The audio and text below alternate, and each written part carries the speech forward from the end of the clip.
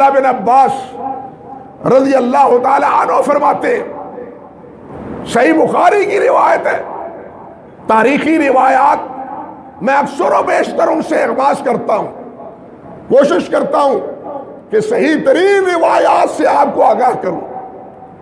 حضرت عبداللہ ابن عباس رضی اللہ تعالی عنہ فرماتے ہیں، ذرا سنیے، وضع عمر علی سریرہ فتکنف الناس یدعون ویصلون۔ حضرت عمر فاروق زخمی ہیں، وفات پا چکے ہیں، لوگوں نے گھیرا ڈالا ہوا ہے چارپائی کو، لوگوں نے چارپائی کو گھیرا ڈالا ہوا ہے، اور وہ عمر فاروق کے لیے دعائیں کر رہے ہیں، ان کی بخشش کی اور ان کی مغفرت کی اور اللہ رب العزت کی رحمت کی۔ فرماتے ہیں قبل ان یرفع وانا فیہم، فرماتے ہیں میں بھی وہاں تھا، یہ نہیں میں نے سنی سنائی بات کی ہے، میں وہاں تھا۔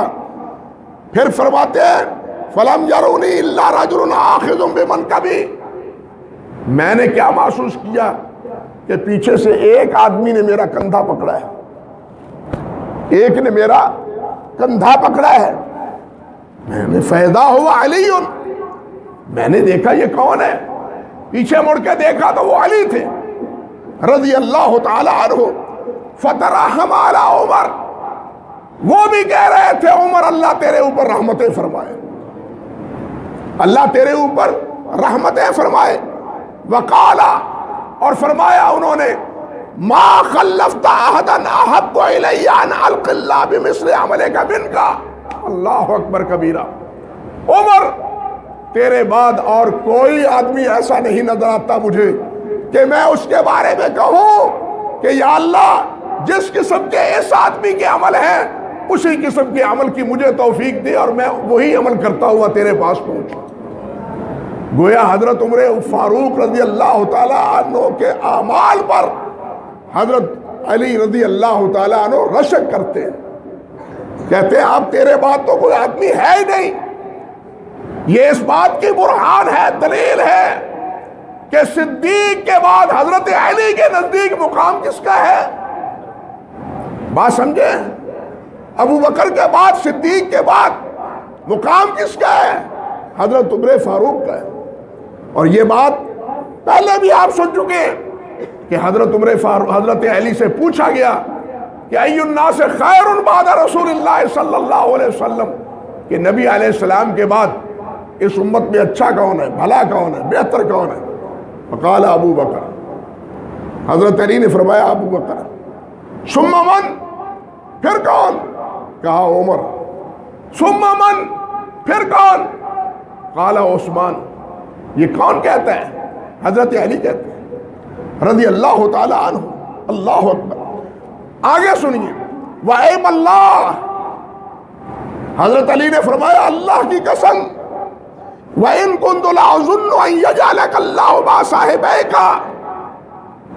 مجھے امید ہے کہ اللہ ذوالجلال تمہیں تمہارے ساتھیوں کے ساتھ رکھے گا، تمہیں تمہارے ساتھیوں کے صاحبہ کا، تیرے ساتھی۔ یہ ساتھی کس کے؟ ابو بکر اور محمد رسول اللہ کے۔ کون کہہ رہا ہے؟ کون گواہی دے رہا ہے؟ حضرت سیدنا علی رضی اللہ تعالی عنہ کہہ رہے ہیں کہ یہ نبی کے ساتھی تھے، یہ ابو بکر صدیق کے ساتھی تھے۔ اور یہ کب گواہی دے رہے ہیں؟ اور جب حضرت عمر فاروق رضی اللہ تعالیٰ عنہ چارپائی پہ فوت ہوئے، وفات کے بعد کوئی ڈر تھا علی کو؟ کوئی خطرہ تھا حضرت علی کو کہ تقیہ کی کوئی بات یا تعویل کی جائے کہ تقیتاً یہ باتیں کہیں؟ تقیتاً نہیں، یہ تقیہ بازوں کا کام ہے، سیدنا علی رضی اللہ تعالی عنہ کا کوئی کام نہیں۔